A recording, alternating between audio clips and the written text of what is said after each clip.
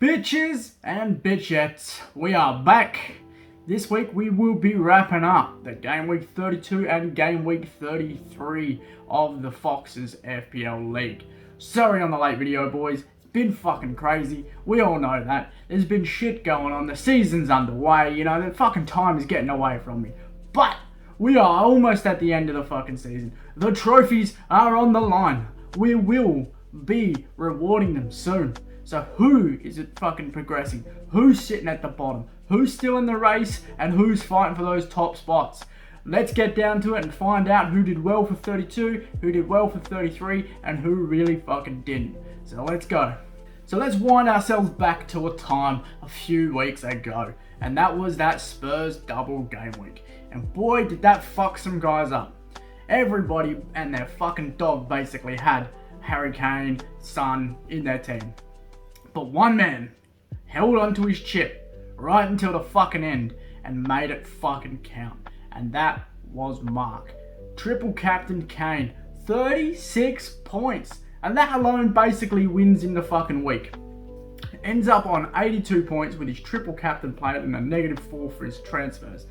Fuck me, he had a good week there. But it was fundamentally carried by that Spurs team. Son getting him 12, Kane getting him 36, and Bale getting him 9, with Lingard in there getting him 7, with a whole bunch of other shit in there. But pretty much that Spurs captaincy with the triple captain fucking clenched him the week. So well done, Mark. Cleaned up this week. That got him well and truly into that top 4 race. So let's see if he can progress it into 33 and onwards and see if he can manage to squeeze himself into that top 3. Because fuck me, he ain't catching me and Whippet at the top. But shit me not. 32, game week 32 was still a fucking shit show for some people. And one of those people was fucking Andrew, I tell you right now. 24 fucking points and to top it off, fucking 3 transfers and a -4. To get 24 points, I don't know what the fuck you did, but you did it wrong, boy. You did it real fucking wrong. So, looking at his team, you've basically got blanks everywhere. Other than Iniacho and Harrison, everybody else blanked. You know, you got your backline literally costing you points, with Stones getting a -2, Diaz, Mings, Dallas, and Martinez all on 1s and 2s. It was fucking chaos. It was a bloodbath in there. Your team, clusterfuck. That's what I want to say, clusterfuck. But if you've kept it like this moving forward, the next few weeks with these Man City players might not be so bad. So, you know, John Stones is out, look to transfer some shit in. De Bruyne though, and you got Diaz though, might work out in your favour. But the 32, shit show. So welcome to dropping down the fucking table because you dropped like a fucking rock in a pond, my friend. Now we move on to the winner for round 33. And I know I'm skipping through this shit pretty quick, but I want to get to some stuff at the end because the league table is where it matters most. But yeah, game week 33, the winner being Tyler. And now, again, I have no idea if this guy's even fucking playing or if this is just a team that's been sitting there for about 10 fucking weeks. But 72 points and 0 transfers seems to have fucking paid off quite well. You look at his team, man, it's solid all round. Other than Martinez, Holding, and Lingard, to be honest, most of his midfield fucking blanked. But there was one guy, basically the fucking god of the year, and that was the old hard man himself, fucking hard man Chris Wood. He got himself 20 points, and this guy was the only motherfucker that basically had him in their starting 11. It was unheard of, uncanny, no one saw it coming. 20 points, with the captain on Iniacho getting 24 fucking points, with Dallas and Wan-Bissaka cleaning up in the backline, getting 9 and 6 apiece. What do you want? Out there was a good fucking pick. One player, as I said, a differential player just like that can make a fucking huge difference. So when I say players to look to bring in, you know, a differential I'm not even thinking of, or people I'm thinking of out there, can make a huge difference. So well done, Tyler. Good win on 33. Let's see if you actually play this fucking week and get a decent win in 34. If you just sit with the exact same fucking team again. Now we move on to the loser for game week 33, and it seems to be something about the number 24. Because fucking Luke, sit down the bottom again, gets 24 fucking points. -4 as well, bringing in 2 transfers to make this team. 2. Again, do you guys even fucking pay attention to the end of the video? Just click on one of the 3 dudes I tell you to bring in, you'll be fine. But no, didn't do that. So you're looking at his team, and other than Salah and Watkins, everything else was chaos. You know, you captain Fernandez, who got 3 points. Look, I'm going to give you a tip of advice. Don't captain Fernandez. Alright? He hasn't done shit for like 7-8 weeks. He's not going to do shit for the rest of the season. Alright? His time is up. He's run his course. Him, like Salah before him, have been figured out. Problem is, nobody's going to figure out how to fucking stop Man U as a whole unit. But they've managed to stop him. So, don't captain Fernandez. That's one fucking critical thing. Pick anyone else in your team and you're probably going to get more points. Doesn't matter who. I don't even know who this Casey dude is in your team. But fucking pick him, he's probably going to get more points. So yeah, shit show, shit team, fix your shit. Alright, Luke? Otherwise, you're going to be getting the toilet fucking trophy because you're on the bottom. Alright, so let's roll up on the winners and losers for round 32. Now, I touched on Mark, obviously top spot, 78 points. But there was a big win for second place here, and that was Aiden, 65 points. It was a solid week that managed to get into the top, only momentarily, only for that week, because I fucking came back like a fucking bat out of hell, I'll tell you right now. But yeah, 65 points for a second place, not bad. And obviously the best player around was fucking Johnny Evans, and nobody had him. Because why would you have fucking Johnny Evans? He's basically 75 years old. He's the new Gareth Barry, man. This guy hanging around the league forever. But yeah, 15 points. So if you fucking thought about bringing him in and you didn't, well, shame on you, but I wouldn't have blamed you. Moving on to the losers of the round, though, you're looking at my boy Andrew. With his deductions, takes him down to 20 points. 20 points, man. I could give my fucking phone to Leo, my son, and he would pick fucking 11 random players and get more than 20 points. Like, goddamn, man. Fix your team.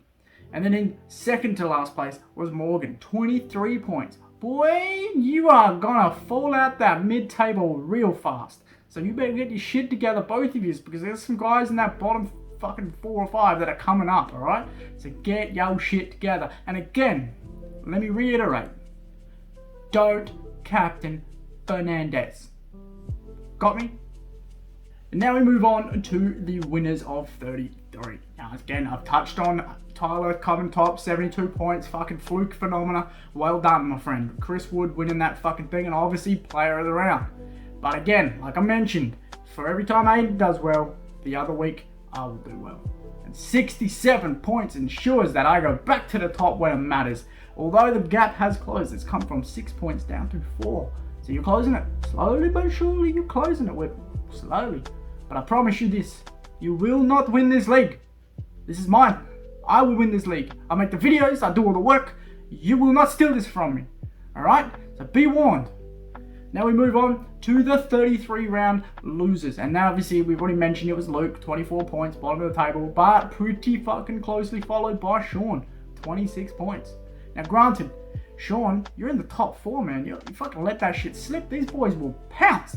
They are like little Black Panthers up there, man. Fucking jump all over that shit. Don't be fucking around, alright? Pay attention. You want that top 3, top 4 spot, you've got to hold that shit. Otherwise, Matt and Mark will run away from you quicker than a fucking zebra running away from a goddamn lion. I tell you right now. Alright, so get your shit together. And again, last time, don't fucking captain Fernandez. Goddamn. And here it is. The wrap up of the table after game week 33. And boy, did I say there was some fucking moves happening. Top spot holding his place is the god himself, myself. 2,022 points. First dude to crack 2,000 points for the season as well. So what more do you want from me? I make the videos, I do the work, and I'm top of that table. Second place, you've got Little Whip, 2018. Basically, 4 points behind me. He's coming up, man. It's going to be a race to the end. I can see it. And boys, if it's a race to the fucking end and there's a last round, we will be watching that last round together. I fucking promise you. Because every game popping off at the one time will be lit. Third coming up is Matt, 1962. Followed by Mark in 1948. And these boys are fighting it out. And as I said, Sean had a shit week. Fucking dropped from third place all the way down to 5th. So you guys got to pay attention. Keep that shit together. Sean, 1931, man. If you don't pay fucking any more attention, Blake's going to swoop in and take your spot in the top 6. I'm telling you right now. Next up into the mid-table, you've got Tyler at 1862. And again, just fucking fluking it. Getting some good wins. You know, so he's climbing up. He's not far away from Blake and shit. So, Next up though, below him is Jamie. He's been pretty solid lately. You know, there's been some pretty solid weeks. So he's solidified himself in that mid-table, closing in on that top 6. So maybe 1 or 2 good weeks and he jumps in there. He's not too far out. So he's been going under the radar a bit there, young Jamie. And then you go to the chaos that is the actual mid-table. And then you've got Jack and Andrew on the same points, 1808. These two are fucking falling quicker than you can think. And then Brett climbing up somehow. He has like a 20-point week one week and then like an 80-point week the other week and climbs up. So fuck I know. And Morgan, 1788, clinging. And I mean clinging onto that mid-table spot. Soon he's going to be in the bottom 5. Reese is coming for you, man. 1774. That's that fucking race, alright? Next up in the bottom 5 is solidified now. In the bottom 4 is Sam, 1746. Can he catch Reese and Morgan? He's got a pretty good roll going on now. He's not bottom every week. He's sitting there getting some decent points in. So all it takes is one good transfer. You know, we've seen a Chris Wood, man. 20 points. Jump yourself in there. That's your goal, my man. Get out of that bottom 5. Get into that mid-table. And then you've got your locked-in shit blokes for the season. Bottom 3, Jake 1707, Corey 1624, and last but not least, Luke 1611. So, who's going to finish last? Is it going to be Luke? Is it going to be Corey? Is Jake just going to fuck it up and fall down the bottom? Who knows? Let's see. But yeah, boys, that's a good weekly wrap-up on the table. Alright boys, and now on to what is potentially the most important part of the video. And that is looking forward to what's coming up. And as you can see, I've updated the fixture list. I've put in game weeks 33 through to 38. Obviously we've just done 33, so don't be fucking dumb. But 34, 35, 6, 7 and 8. So you can see everybody's fixtures. Now the guys highlighted in red, you'll see there, are potentially blank game weeks, at which point 35 will become more double game weeks. So try to build your team around the double game weeks in 35. It's a very simple complex. There isn't a standout team, you know, like Crystal Palace have like Sheffield and Southampton, but they're still Crystal Palace. So like, don't buy Zaha. I just don't see anything happening there, so don't bother. But you've got guys like Arsenal playing West Brom and Chelsea. You got Chelsea playing Man City and Arsenal. You know, there's teams in there who are going to play 2 games. So even if they don't have a like blow the team out of the water game, they're going to get 90 minutes twice over.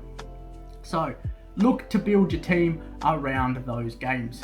All right, 3 players that I recommend. 1, obviously, Hyun-Min Son.